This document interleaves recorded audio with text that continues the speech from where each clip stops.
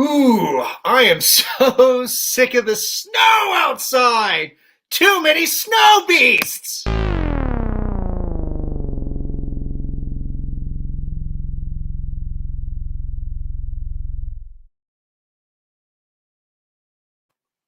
This is COFOH Live Undead. I am your host, Daniel Crosier, and I am joined by the amazing Michael Perkins and Keith Foster of Invader Comics. Ho!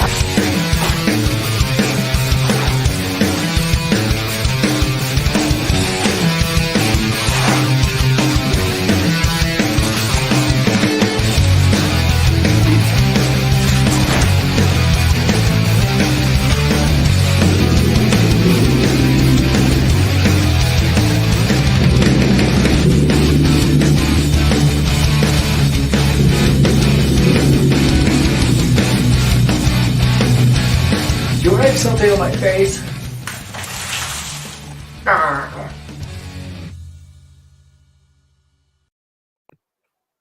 Oh, Michael and Keith, how are you guys? Good, man. That was a lot of blood. It's very pink too. Yeah. I tend to like the the kung fu films and their brightly colored blood. So Oh yeah. that's my little nod to that. Yeah, I was watching that going like, man, it looks like he's gonna get that in his mouth. Oh, he got that in his mouth. Okay. Oh yeah. So I think if I remember right, when we shot it, we did multiple takes to make sure I got a little bit spittle in my mouth. Sure.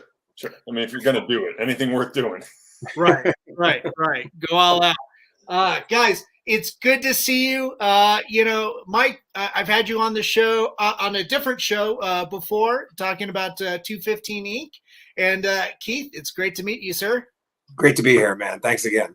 Yeah. I can't wait to get into all the new stuff that you guys are doing with Invader Comics. You used to be 215 Inc., right? And I can't wait to hear all the good stuff. But for our audience that's not familiar, Keith, can you tell us a little bit about yourself? How you got into comics and all the cool things that you're doing? Sure, man. Well, I'm Keith Foster. I'm a managing partner at Invader Comics with Mike is up there, according to me.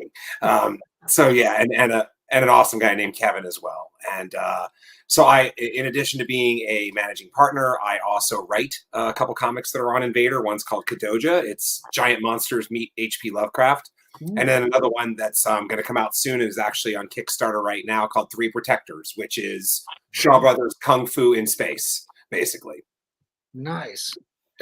Yeah. How did I first get into comics? I mean, I remember the issue that got me in, and it's dating yourself time, everybody.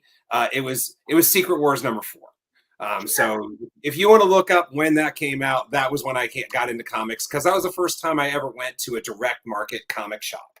And when I went there, I can date that time. Spider-Man 252 was still pretty fresh. Thor 337, I think, was still pretty fresh. That's what everybody was talking about.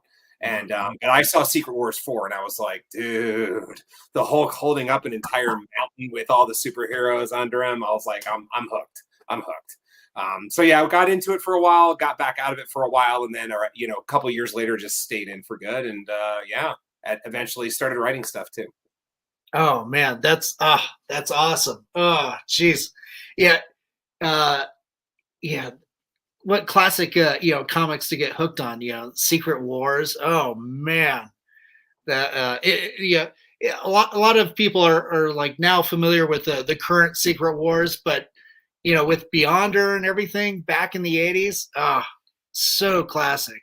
Yeah, it's crazy.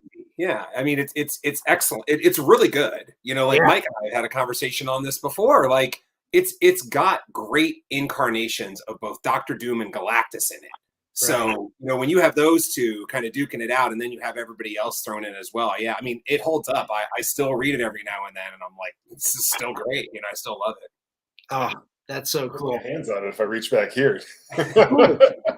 It's just right there, huh? Yeah. Well, you got to have the classics. That's true. Within hand's reach. No, Exactly. Yeah. Well, you work here, you turn around and get inspiration, then you work. Yeah. Yeah. No, that's that's awesome. That's a great working habits. Oh man, Mike, can you tell everybody about a little bit about yourself? When I first talked to you, you're kind of a man of all trades. You got your toes dipped into so many things.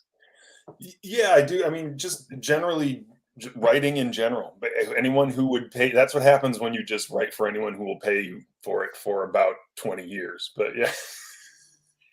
Coincidentally, it was also a Hulk inspired book that got me into comics when I was a kid. We were on vacation. My parents bought me one when I was like 4 years old, and I don't know what that comic is. I have looked for it, and I'm a lifelong Hulk fan. Yeah. I have not obviously read, or if I have read it, it did not strike a chord with whatever it was. But it was a Hulk comic sometime around 1985 that I just randomly picked up, and that was, and I'm a Hulk fan to this day. It's still just something else I can grab that's Hulk related. But yeah, that was started a lifelong journey, and my brother is a comic artist. He works for Dark Horse. He's got a couple books out with them, actually, with him and Eric Grissom. So we both grew up loving comics, writing comics, even as kids. I embarrassingly sent a spec Spider-Man script when I was in like 6th, 7th grade. Awesome. To BC. Because I was an idiot, and just kept going. When Will got out of college and he wanted to find some comics to actually write, we put together some and sold them to 215, and I crawled up from being a creator to being an editor to being a co-owner, and here we are today. Now 215 Inc. has become Invader. Ooh, yeah. So, tell us about this transition. How did this manifest? So originally, when I was brought on to 215 Inc., it was owned and founded by somebody else who's from Philadelphia, Andrew Del Quattro, and it was his baby, and put it out for a long time. But Andy had to walk away from the company a few years back. And so I found myself with this comic company named after a city that I have never lived in, had no real connection to. I also got sick of people coming up to the comic booth and asking if 215 Inc. was a tattoo parlor. So I thought it was time for a change. Yeah. And the pandemic and just changing models in general really was a motivation in that, and it just served as a great time to do it. And it allowed us to create something new, because we brought Keith in back in the 215 Inc. days. So Keith, you've been helping run this for 5 years now. Yeah. And in a random connection, I actually called Philadelphia home for a very long time. It's still my spiritual home, even though I don't live there anymore. So this just allowed us to turn around and turn into something that was wholly ours. Yeah. It's I love the new branding that you put out there. Thank you. That was put together. That was actually a huge team effort. It was partially the inspiration of Mike Nelson, who does Supernaut with us, Cool. Fernando Pinto, who does Warped with us, and then Tim Daniel and the Second Rocket crew, Second Rocket Comics. They put together the final of everything. And nice. Man, we could not be happier with it. It's just somebody randomly DM'd us on Instagram a little while ago saying, like, I think this might be the best logo out in comics right now. And I was like, that is exactly the reaction we were looking for. Yeah, isn't it gorgeous? Yeah, let me drop that. When in doubt, more tentacles. Yeah, I mean, really. Yeah. Most definitely. Oh, that's awesome. No, it's fun. It's really distinct. I can't wait to see some of the new comics that you guys are putting out. You've got what do you got? You got Dr. Crow just came out in January, right? So we started with Dr. Crow. Dr. Crow is a book that we put out originally at 215. We put out floppies, but we never collected it together into one graphic. And we really, really want to see more of Dr. Crow. It's a fantastic book. It's just super fun, but we want to see more, and it was time to do it. So that ended up being the debut book for Invader, and it did fantastic. And my God, the cover is just gorgeous. It's just a wonderful, wonderful book. And we followed that up with the second volume debut of Freaks and Gods, which is our love letter to Golden Age comics. It's a combination of original characters and public domain that that the creator puts together. And it's just an amazing, fascinating look at a combination of where comics came from and where they're going. And what a great dive into history with that. And currently we have 3 Protectors, which is Shaw Brothers Kung Fu in Space, which is created by Keith Foster here. He also does Kadoja with us, so that a little bit of deviation. It's not giant monsters and tentacles anymore. It's Kung Fu in Space, which, I mean, that's just a recipe that anyone can dive into, obviously. Right. No, that's awesome. Yeah, Keith, you're the writer on this. What was the inspiration behind this? So the inspiration was initially this is a story, that I've said before, but I still like saying it. I like the idea of just Shaw Brothers, and so 3 Protectors started out with this idea of what if it's simple, right? Like, what if 3 villages were at war? Right? What if 3 villages were at war? And even more importantly, what if, a lot of times what people would do, especially in old school Kung Fu, is like, if 3 villages were at war, then A would attack B, B would attack C, and C would attack A. And I was like, what if both of them attacked one and somebody else stood around with nothing to do? So that was kind of that idea. And that obviously was just the beginning. It evolved. But I was doing a Wizard World with Rory Smith, who does a lot of the interiors here. He now works full-time for Disney. But we did Kadoja together. We did the first 10 issues of Kadoja. And so we were working a convention all these years ago. And so we're sitting there having a cheesesteak, actually, in Philadelphia. And should. Yeah, right? Yeah, exactly. There were only a few places to choose from. No, I'm just kidding. They're on like so we're sitting there, and he's like, so what's next? Like, what are you thinking of for next? And I told him my idea of this Kung Fu, 3 village story. And I'm like, how about you? And he's like, I'm really interested in drawing like astronauts and space stuff. Cool. And then so I just, I don't know, 3 bites of a cheesesteak. I was like, we can make both of these work, right? Like, we could do both of these. He's like, you mean like Kung Fu in space? There you go. So yeah, then it just grew from there, and characters came and ideas came, and it went through a lot of drafts, but yeah, here we are with a final product, and with, again, like a battle world with a bunch of Kung Fu masters fighting to see who's best, as well as like an omnipotent council that called them all there to this battle world to do things, right? So yeah, man. Again, it was fun to write. It's fun to look at once the art camp comes in, and I'm excited to share it. Man, that's cool. Right now, you've got a Kickstarter going for it. For everybody that's tuned in, the Kickstarter link is scrolling down below. Feel free to do a screenshot and copy and paste that stuff. But yeah, go there and support Invader Comics new endeavor. And you guys are just killing it with these Kickstarters. You're doing an amazing job. It was a natural for us because, especially with the pandemic, you've got a situation where sadly more and more comic shops are closing. Right. So the market through Diamond just keeps getting worse. And anyone who knows comics knows the frustrations of Diamond in general, and just the reluctance of comic shops to order indie books because they have so little money to spend. They're spending most of their money on Wolverine books and shit. So we said, well, why don't we just take this directly to the people? And so what we're doing is a model where it's exactly that we're asking you to help us get the book done. You know, the book is right now soliciting through Diamond. So if you want to support your local comic shop, you can go and you can order it there as well. And we encourage you to do so. But we wanted to offer something special as well. So for every book, we're going to, at the same time that the book is in Diamond, we're going to run a Kickstarter with a unique cover. This time we actually have 2 unique covers. And it allows us to just give you some other cool stuff as well. I mean, like the average person who spent, you know, $20 on the Dr. Crow book, for instance, Right.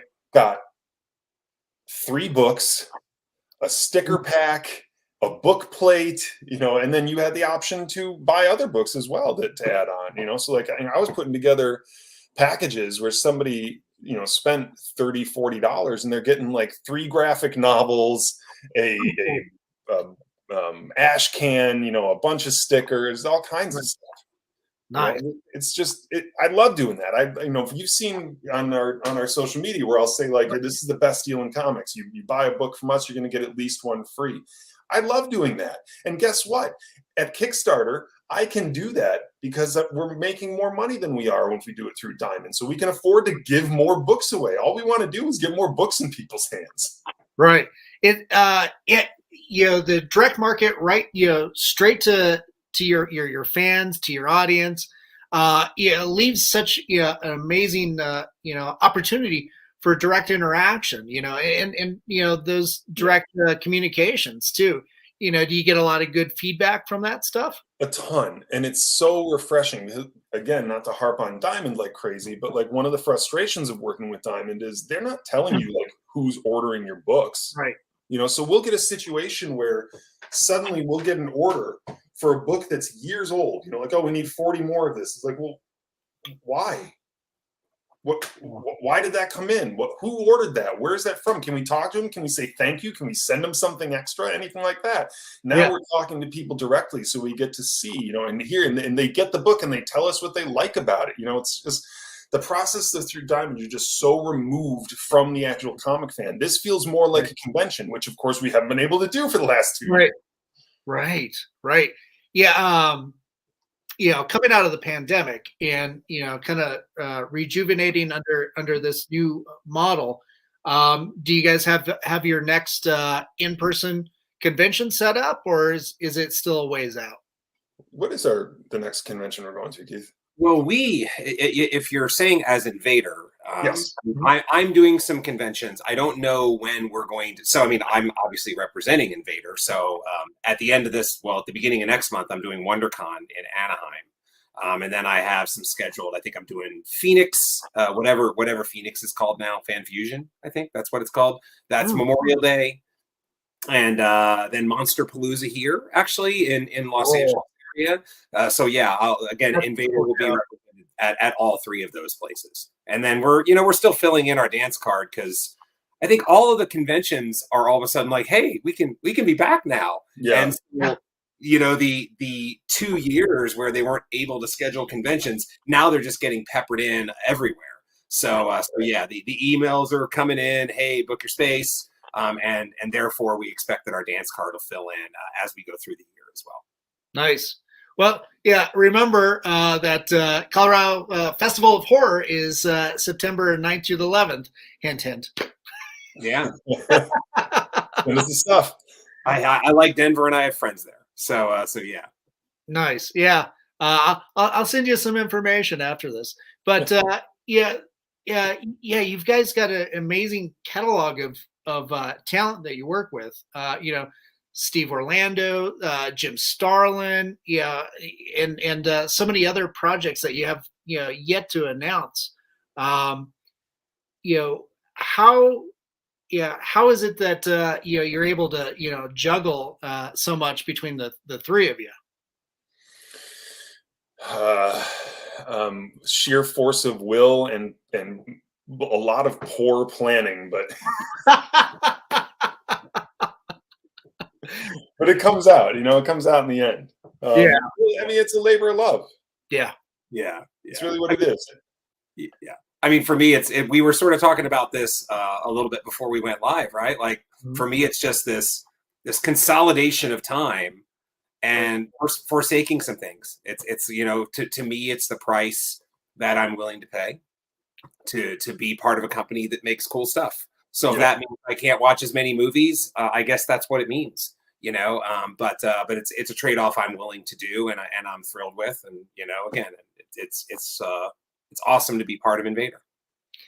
I'm technically on vacation right now. It's my 1 year anniversary, and I was just speaking with a neighbor of mine who stopped by because she knows that I'm on vacation and just relaxing. And I said, "Oh, I got to do an interview tonight." She goes, "I thought you were off this week." I was like, No. This is for me. This isn't work. This is for me. That's how it feels. Like, yeah, it's work, but this is all because you're choosing to do it. Yeah. No, and I appreciate you coming on. And also, congratulations, Michael. Oh, thank you. Thank you. Yeah. Earlier we were talking about, your brothers also involved in comics, working on, has worked on, the book, Goblin for Dark Horse. It seems like a family affair. Keith, do you have a lot of family that work with you on this stuff too? In my case, so no. In terms of I'm an only child. So I've tried to get my dog to really collaborate with me, but that's not working. But I will say this: that I have 3 amazing stepdaughters, and one of them is taking up the writing mantle. So she goes to like a creative arts school. She does writing, and she's gotten to the point where like her chops are good enough to where like I can bounce ideas off her. I bounce stuff off my wife too. So it's kind of like it sort of doesn't matter if they're writers or not. They're gonna be because they happen to be with me.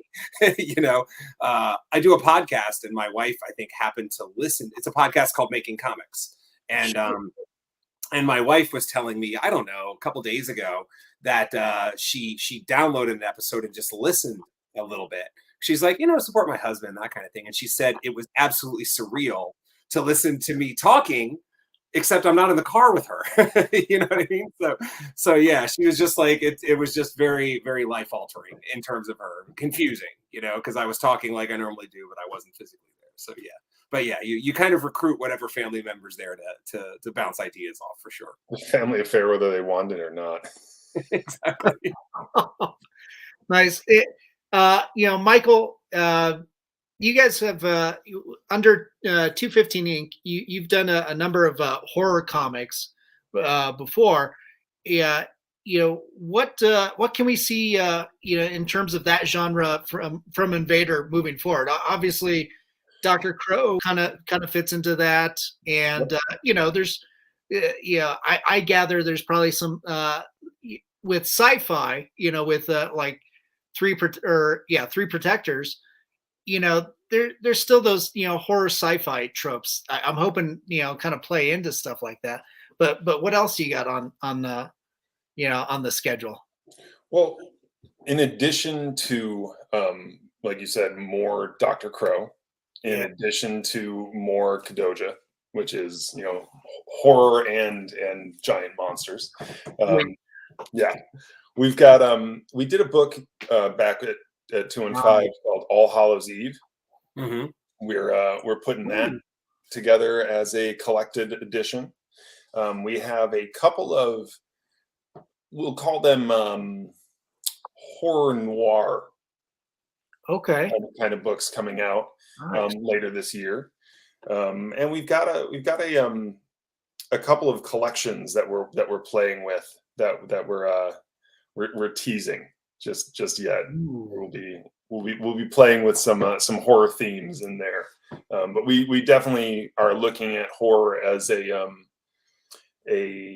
foundational element of Invader. That's something we all love. Yeah. Something to play with.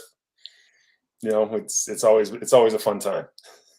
Horror as a genre, I think it's, along with comedy, is just one of the most accessible modes to be able to play with, for any fan or creative to dabble in, whether it's film, novels, comic books. It seems to be a little underappreciated, but back in the day, you know, horror comics was like the thing. Yeah.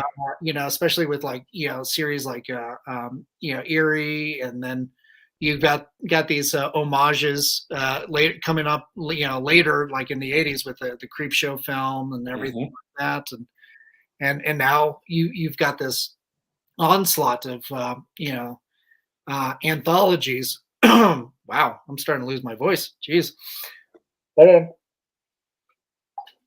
Sorry about that. You know, with that, you know, so many amazing stories and you know, entries into the genre.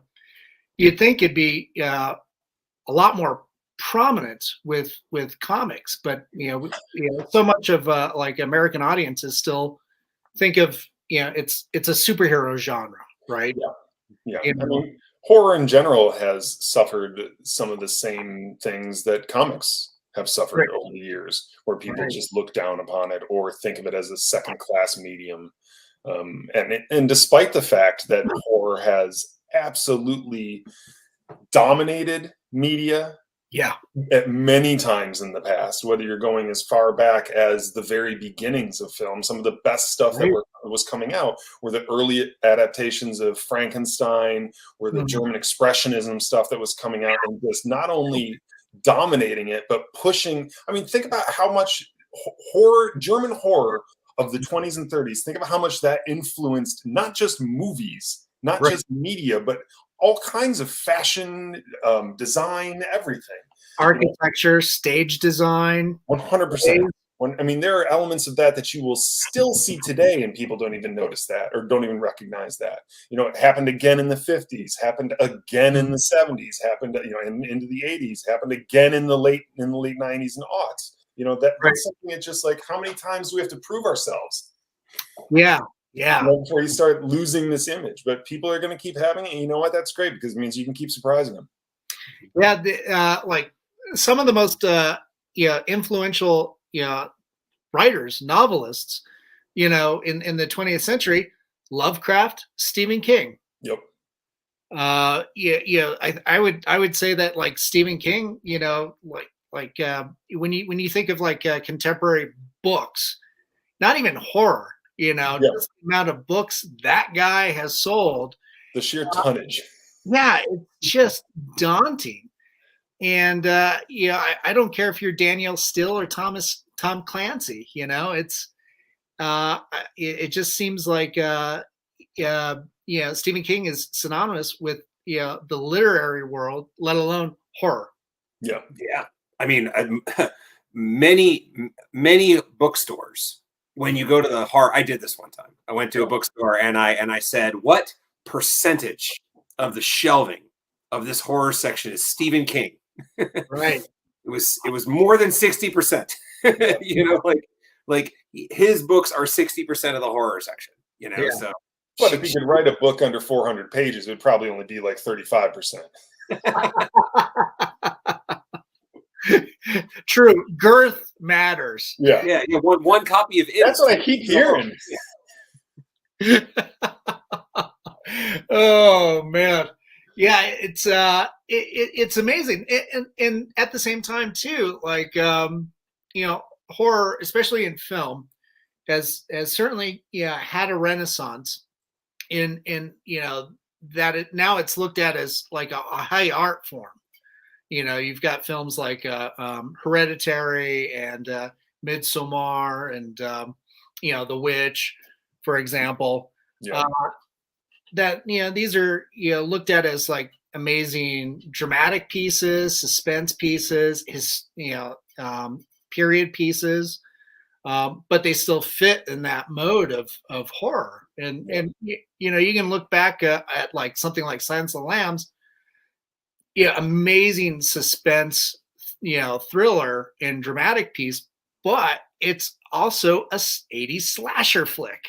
Yeah. Just really well done in a bigger budget. Yeah. But I mean, but that's the thing. It's not like a big budget. I mean, when you talk about pound for pound, the ability to affect your audience, to make your audience feel something without having to, you know, have an end game, have an, you know, Avengers movie type shit. Mhm. Like it's you don't have to spend that amount of money when you talk like The Witch, which Mhm. takes place in one room essentially. Midsummer, which like you're talking about a bunch of outside shots. We're not talking about a huge expense here. Or The Lighthouse. Ooh, yeah, that's a good You know, psychological one. I mean, talk about like give me a break. Yeah, yeah. Which makes it even more shocking that it hasn't become more accepted, because you'd think people would be pushing it more for those very reasons. Yeah, I wonder if that one of those reasons too is that you sort of like, if people say is the Lighthouse horror, I Mm, think you're actually going to have people say no. You're going to have some people say no. sure. Where if you say is Saw 8, I don't know. Are we up to 8? That might not even be the end. Yeah. I'm sure we are. Yeah, yeah. If we're not, we're about to be. Yeah, exactly. Is that horror? People are going to be like, oh, of course it's horror. Of course it's horror. But to your point, Mhm, it's almost like the more artful you get with your horror, the mhm. less people think that's horror. It just becomes like, oh, well, Silence of the Lambs is a blockbuster. It's like, well, yeah, but is it horror too?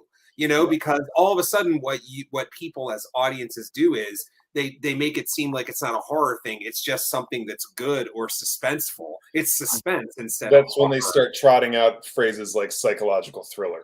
Right, Yeah, right. yeah, Which, like, okay, Jacob's Ladder. Yep. What is that? yeah. To me, that was a fantastic horror psychological thriller. Yeah. It can be all those things. Oh, sure, yeah. I mean, Yeah. these things aren't mutually exclusive or anything, but Right. but whenever they do that, it's like, oh, it starts winning awards, it starts getting respected. Oh, it's not horror, that's psychological thriller. Yeah, It's, yeah, that's a Yeah. suspense movie. yeah. It's always fun, I think, to listen to these like classification, depictions, and how do you put this in its own little neat little box Yeah, and stuff, and yeah, at the same time, at the end of the day, I think it's just like, hey, if this evokes some type of response to you, it's got to be good in some capacity. yeah, It's got to be. Somebody thinks of it as certainly as art. I know I do, and I just think it's one of those mediums or genres, I should say, that is incredibly accessible, and also has the most likely the legs to stand the test of time. You see so many amazing indie dramatic pieces or indie films that go through the festival circuits. They win the awards, and then next year, what was that film? I don't, but the B movie that Lloyd Kaufman just distributed, that's going to be around for a long time. I'm going to keep watching that because the entertainment factor is almost instantaneous. yeah, yeah. And I mean, people sometimes don't like to be made to feel uncomfortable, but Yeah, that's true. But you look at it like a director like Hitchcock, Ooh, which yeah. he did horror. Yep. You cannot deny that. But like so much of it does do that. Like, is it horror? Is it a thriller? Is it a suspense movie? But what would it take to take a movie like Rear Window, for instance, and tweak that so it's definitely horror? Because you could make an argument. You're talking about a guy trapped in himself, essentially, and the things that he's creating in his head and everything. That wouldn't take very much to like make somebody watch that and make the definitive statement that's horror, which I don't think somebody would do right now if they watch that movie. You know what I mean? Right. I could see also like a reimagining of that, and there have been reimaginings of Rear Window. Disturbia is one of them that comes to mind with Shia LaBeouf. But if you took like Cronenberg, because you mentioned Jimmy Stewart, right? Mm-hmm. He's stuck in that wheelchair. He's kind of trapped in himself. All of a sudden, somebody with Cronenberg at the wheel, you've got a body horror. Yeah, Well, exactly. and so while he's witnessing this stuff, he might be dealing with his own things internally. And but as soon as you do that, you get the people going like, yeah, true. True. But no, this is yeah, a lot of fun. Yeah. Do you ever like sit down and have those dialogues when you're working on a new book or a new piece? about what is this actually going to be? Right. Like what the audience is, how are they going to react? I mean, personally, Yeah. I'm speaking as a creator, not as a editor, though this and publisher, but although this does enter into it. When I'm creating something, my focus, my North Star is how I want the person to feel when they're done reading it. Yeah. Or absorbing it, whatever it is. I want to like try to, I have an idea of that feeling I want them to have. Yeah. And so I'm trying to make every decision to foster that, and make sure that I land on that. So yeah, that tone conversation and that's a great way to put it with regard to like, okay, so what is this going to be at the end? What is somebody going to, what's that thought they're first going to have when they're done with it, or when they're trying to explain it to somebody else or something like that. I find that extremely helpful in guiding me through a process. Keith? Yeah, well, so it's weird because I approach it, for me, the creative process. Here's what I could say about my creative process. No matter where I start, horror plays a bigger role the further I go. So you take something like Kadoja. Okay, Kadoja is going to be a story told in 4 volumes. The first 3 are out. The 4th is being worked on. So for the first one, for people who get it, it's a giant monster story. There's some Lovecraftian weirdness in there for sure. I use a Lovecraftian pullout before in between the 4th and 5th chapters of that book. In this final arc, it is like full on Lovecraft. There's still plenty of giant monster stuff, and that's been by design to just ramp it up, and I mean, obviously you can go into the standard things of like, it's character based and it brought us here and stuff, but like, there's always been this thing of like, what interests me, because that's something as creators, it's like, I think there's some kind of adage, like you satisfy yourself first, and so for me, it's like, where do I want to go with this? And it's just amping up the horror and amping up the weird and getting a little, weirder and just having that stuff go. And this is not the only arc where the future designs get creepier and creepier. So, I don't know. It's just the straw that sort of stirs my drink as things get more and more interesting. I love that little analogy, the straw that stirs my drink. I'm going to have to steal that, buddy. Feel free. Yeah. Oh yeah. Yeah.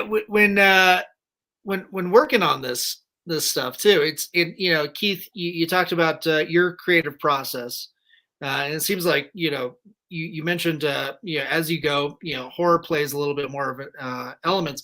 Do you ever start a project and decide, okay, this is definitely how I want to end everything. Now I just got to build the steps to get there. Is that a part of the process as well? Yeah, I'm smiling because I'm working on a novel, and I've been working on it for a while. Sweet. It is horror, and so the first draft was exactly that, and it was a freaking disaster. So yeah, for whatever reason, I'm now on the 6th draft, and it was just this tear it down and build it back up and make it feel more organic, if that makes sense. So I mean, you really asked, like, is there an end in mind? And for me, the best way that I write, and we all write, we all create in such different ways, but for me, the best way I write is maybe not thinking of the end as an end that kind of has a linear thing, but almost as the end of like an open source video game. You know what I mean? Like, it's there, it's out there, and it's up to the characters to get us there. Like there are certain video games where you can just go in, maybe all of them. I'm pretty dated on video games, but like you can just do nothing if that's what you want to do. You can like not take the missions, you can not keep on advancing the way your character's going, and you can do nothing. And so the challenge is, put all these checkpoints out there for the characters to then hit, and have the characters organically arrive at the end instead of working, with this end in mind. There's definitely an end in mind. I think the trick is to make it seem natural that we're getting there. Oh, yeah, I'd agree. But I mean, I very much do create nearly everything with some sort of moment in mind that I'm writing toward, and I very much will like withhold that from myself, so that because like there's the temptation to just like, well, let me just write that scene. I just really want to write that scene, but like I find that energy is so motivating. It's like, no, I got to keep going. I got to keep getting to the next page so that I can get to that point. And I have many times been in the middle of a project, and like you said, you just realize, oh, it would be cooler if I did this instead. This is the better idea. I have to do this. But then I'm left with the whole thing like, okay, this project no longer fulfills that tone, that feeling that I wanted to do. So now I got to come up with something else to do that, because that's what I wanted to do. You know what I mean? That's what I got into this for. So yeah, you just end up, it's like your read list. Like that never gets cleared, and the list of projects that you want to create never gets cleared. Yeah. Well, with that in mind too, like, do you ever like sit down and it's like, okay, I need a new project, and you go through like your catalog of ideas, or your diary of concepts and stuff, and just like sit there and debate what has the best legs, what's the idea that might be have longevity, or or that nugget that just kind of floats to the top. Do you have any longevity with regard to like how an audience was accepted, or you working on it? Both. Yeah, sometimes it's both. So I never write with the audience in mind. Okay. Except for the fact that every single thing that I write for one person. Not the same person. Okay. Often it is the same person, but I'm writing it with one ideal person in mind. And if I don't have that person, I don't know who that is. And that might be 12-year-old Mike Perkins. You know what I mean? But it's going to be something, you know what I mean? So like I've written stuff for many people, and sometimes they never even read it. That's irrelevant to it, because I'm writing it with that as a goal. You know what I mean? But with regard to longevity, the only time I start any project, unless I'm getting paid. If I'm doing a project for myself, it's because I'm super, super passionate about it in the moment.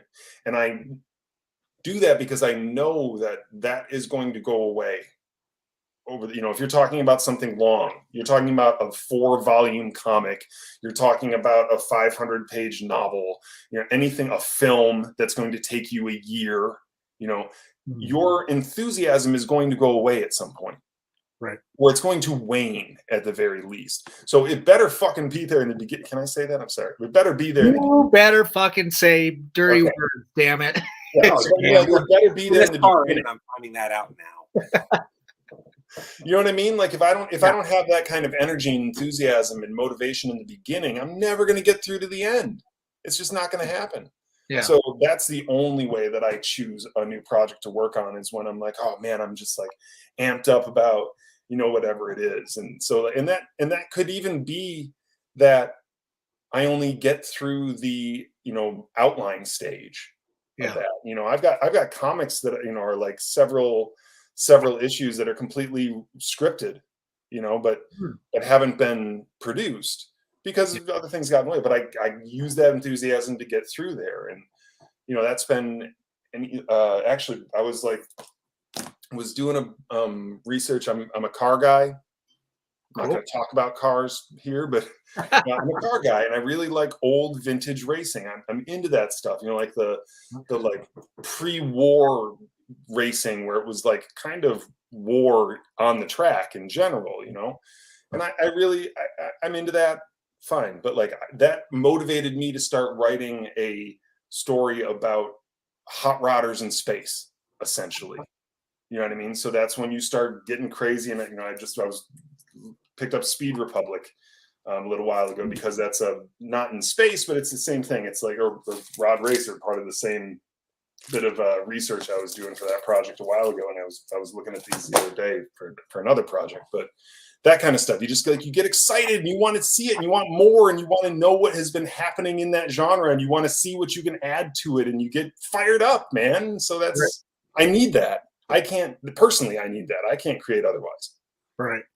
That is pretty cool. When Keith, when you're sitting down, ready to delve into a project, do you do something similar to what Michael does and just kind of delve into things that will energize you or kind of influence you or inform you, and I've had this happen with a number of other writers. They just stay away from that altogether. They don't want to be informed or influenced. They want to come completely, I guess, clean of any influence. What's your take? I think it varies. I think that for me, a lot of my ideas are fusions. So like the novel I'm working on, that's pretty much straight horror. So to give a specific example there, I've actually tried to start reading horror novels and I have to put them down because what happens is I sort of, what's the word? Like I panic read them because it stops being something I enjoy and starts being something that as I get, sometimes I'll be like, that idea is a hell of a lot like mine, and it's published already. Ooh, okay. So now I feel stupid, So and inevitably, when you punch through, it's not. There's enough twists and turns where it's whatever, And then there's the adage, no, there are no new stories, right? But I found that for horror, I need to avoid that, and I think it's almost like it's a cheese out answer, but it sort of varies. For Three Protectors, I wanted to get myself absorbed in Kung Fu. So that is not much of like twist my arm. Like Kung Fu's awesome, and I don't need an excuse to watch it. I watch and read a ton of stuff on it.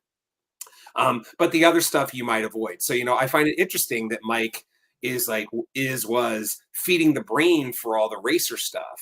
Yeah. I think so. It's all about how you approach it. I know even when I do feed my brain, I almost take that comment that I think you said other artists have, and I try to do I almost try to reverse it and I say, okay, what aren't they doing? Like here's what they did. What aren't they doing? Because to me, if the story is written already and it's good, then I'm not sure I need to tackle it. Yeah. There are like, for example, I'm just not sure I'm ever going to write a superhero book. Not because I don't think they're cool, because there's too many cool ones, So, in the rare chance where I'm like, maybe I should write a superhero book, it always ends with, but I don't have anything to add there. But then you go into these other genres. It's like, well, this person isn't doing that. Let's take a swing at it and see what happens. So it varies. And sometimes you just don't want any piece of it at all. And sometimes you do, maybe you'd like that little part that kind of kickstarts it, Nice. I think that's an easy trap to fall into too, because like you get into if you get into the mindset of like, I have to be innovative, I have to do something new, I have to be like, you can just put out a lot of fresh shit that way. That's super easy to just be like, hey, here's something no one's ever seen. You know what? A lot of times there's a reason that no one ever saw that. But like, I'd like to be, I've always been a voracious reader. I grew up in bookstores, working in them. I devour stuff. So yeah, being familiar helps me at least to get into the mindset. But like sometimes, I don't know, man, sometimes the new stuff is not even something new. It's something that's like not even been like it's something completely fresh. So like if you're looking at it with regard to like, what have other people done in blank so that I can do something new, you're already on the wrong path. Right. Because you're already walking that road. Right. I don't know, I didn't mean to cut you off, Mike, but yeah, so maybe drilling down a little bit for me, where a lot of the real core ideas come from is nothing but like wonder and curiosity. Like again, the horror novel was inspired by a particular thing where the second I heard it, I was like, that is so goddamn cool. And I'm just going to read up on it. And then I read up on it and I was like, okay, I want to tell a story. I have to tell a story about this thing, and, with Kadoja, it was something else. With Kadoja, it was two ideas. It was one large idea of a giant monster story. And the first thing that came to me was actually a scene in it, which is, it's informed by that infamous scene of it. Is it the Pennsylvania state senator who does the live television thing, right? That's what it was, right? It was in Pennsylvania, and maybe Bud something. Yeah. So, and there's a scene in Kadoja that definitely invokes that, and it became, okay, but what can I do with this that makes it interesting? And you're off and running. And then you have something because you've struck that little match. And now you've wound yourself up, and now you're just going. That's when I know I have an idea that's going to sustain. And that's going to keep me going. When it's just like, oh, and then this, and then that, and then that, and before you know it, you scribbled on 12 pieces of paper around your desk, and you're off and running. I mean, if you're not excited by the thing that you're creating, how can you expect anybody else to be? Right. Most definitely. That enthusiasm, needs to start with the author. It's a lot of work. Yeah. And same thing with any other creative project. Whoever the originator is, it's like, this is the greatest idea. Here's why, Yeah. And then, a lot of the time it's the love and the passion and the enthusiasm that sells it. And I would argue that it is immediately evident when you are consuming a piece of media that you can tell that the creator did because they loved, not just because somebody said, hey, we need an X movie this year. Right. Make sure we get an X, we need a horror movie, and we need it to star 3 social media stars, and we need it to take place in Miami. Okay, Right. Good chunk. Here's a movie for you. Yeah, exactly. Like you can tell, and it might be a fine movie. It might even be a good movie, but you can still feel that there's no passion behind it. There's nothing. That foundational element is gone. Yeah, it's not gone. It was never fucking there. Right.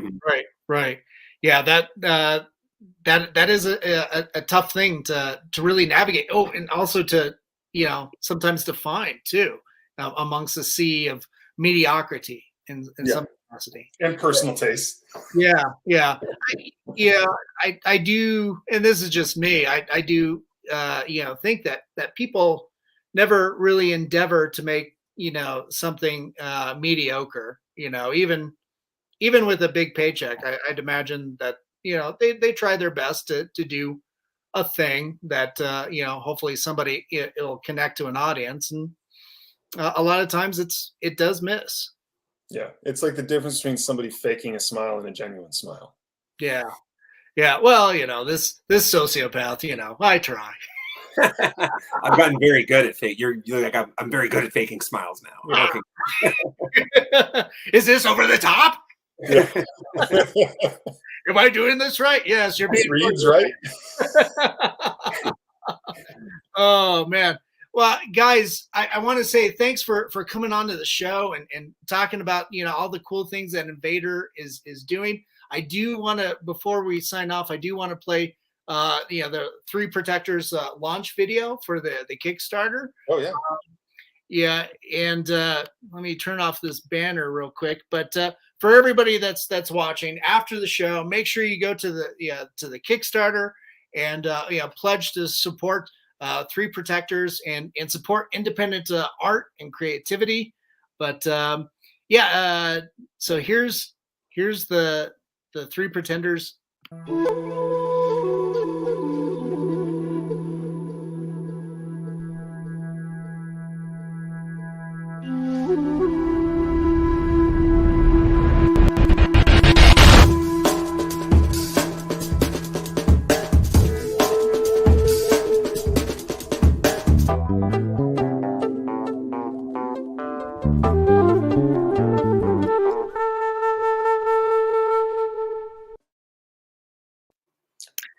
That's really cool stuff on there, and it kind of just depicts a lot of the characters that you'll see in the book.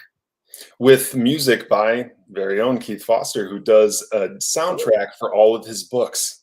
Mm-hmm. Oh, that's awesome! Yeah, we didn't even get a chance to go into that, but yes, which you can get the soundtrack on the Kickstarter. Mm-hmm. That's what I mean, great point, Mike. That's what I was going to mention. That going on this Kickstarter allows us to pair the soundtrack with the story, right? So almost every tier, if we remember right, is going to come with the musical accompaniment. So you get to get that enhanced experience with the book. Speaking of like setting a tone for a piece of art, right? Oh, that's absolutely fantastic. I've got a couple friends that do put together their own score or soundtrack for some of the books that they put out. I've got a friend, I think it's Sean Tiffany in Boulder, that does a punk album every book he puts out, and every comic book he puts out. So it's what an awesome experience to play that piece of music while you're sitting there reading along with the story. And if I remember correctly, correct me if I'm wrong, Keith, but that's how Kadoja was born, right? You wanted to do a fake Godzilla soundtrack. Yes. Nice. But they got threatened with this dude by Toho. Yeah. So he's like, fuck it, I'll do my own giant monster book then. Yep. Yeah, we've got this soundtrack. Now what do we do with it? It's like, okay, well let's write a story for it, and that's the genesis of Kadoja. Ooh, man. Do you have like little insert notes too? It's like, okay, at the top of page 1 or page 5, play track 2. We don't, only because and we did think about that. But cool. It becomes like people read at different speeds, people listen at different speeds. So I mean the soundtrack titles do match up with the scene. So it might be, monster battle in the harbor or something like that. So that way if you do want to play along, you can cue all those things up. As opposed to saying, page 5 to page 8 or something like that, more specific stuff. So like the old read along books. Right. Yeah. Page 5. Yes. Nice. Growing up, that was my introduction to comic books. Was I had a stack of read along Spider-Man adventures. Really? I didn't know they did those. Yeah, and they were panel by panel too. So I think they took some of the old comics. I think one was with the Lizard, and a bunch of New Yorkers were being turned into the Lizard. This is way before the Amazing Spider-Man movie, right? Where that was a plot line or something. So I was like, wow, that's cool. It's like, geez, this happens in comic books. Sign me up. Yeah. I think I was like 5. This is in this, about 1980, 81, something like that. I think I had that record. Yeah, I think, or one of the Spider-Man ones. It had like Invasion of the Dragon Men, I think, on it. That's the one. You're right. Yeah. No, I know exactly the one you're talking about, man. And the back classic. With this technology, you could be curing cancer. I don't want to cure cancer. I want to turn people into dinosaurs. One of the things that I remember was like the ads at the end of it. That was my introduction to like Werewolf by Midnight. There was, there was a read along book for Werewolf by Midnight. And then next to it was Man Thing. I'm like, oh my gosh. And then shortly after that, I saw that there was a Swamp Thing movie. And it's just oh, geez, this is great. Yeah.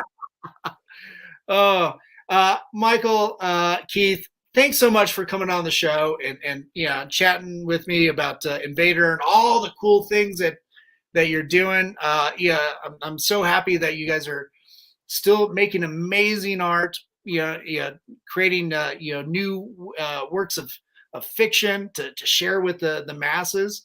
I think this is such an important medium that I'm so happy that publishers like yourself are still going, even with a pandemic. Fuck the pandemics. Yeah, we're still kicking. It's fantastic. Stick around for a few minutes, but for everybody out there, remember to go to the Kickstarter, support Invader Comics, support 3 Protectors, And make sure to follow up Invader Comics at invadercomics.com. And you guys are all over social media. So, on Twitter and Instagram and the Facebooks. I mean, you guys are really doing some amazing stuff. So definitely follow these guys and all the cool things that you got going. Indeed. Thank you, guys. Thank you so much, man. Yeah, thanks. So yeah, like I said, stick around for a couple minutes, but to everybody that tuned in, thanks so much for all your support. And of course, to our list of sponsors, to Mutiny Cafe. If you're going to start a revolution, make sure you're caffeinated. And of course, thanks to Hellfire Entertainment for rebroadcasting us on your social media, and our friends at Groovy TV. Of course, to Bill and Angela over at Alien Donut Films. Thanks for supporting all the cool stuff that we're trying to do with you, and to our producers, Stefan Santa Cruz and Amanda Armstrong. Thanks for putting up with my shit. And guys. Yeah, everybody out there that tuned in, take care of each other during these tough times. And remember, we love you. Have a good night. And